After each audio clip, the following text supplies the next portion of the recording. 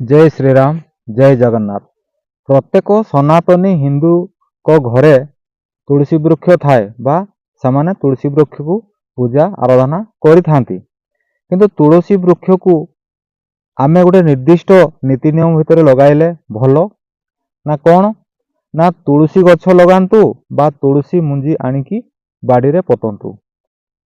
आपण शुद्धपूत भावरे स्नान शौच पूर्वक तुलसी वृक्षटे आनी भल जगार बा सफा जगार ताकू रोपण करंतु।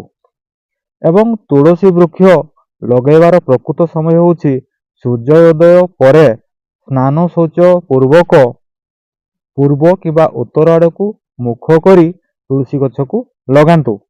एतत् व्यतीत गुरुवार किबा शुक्रवार दिन जदि आपण तुलसी वृक्ष को लगौछंती ताहले विशेष सुफल मिलि थाए।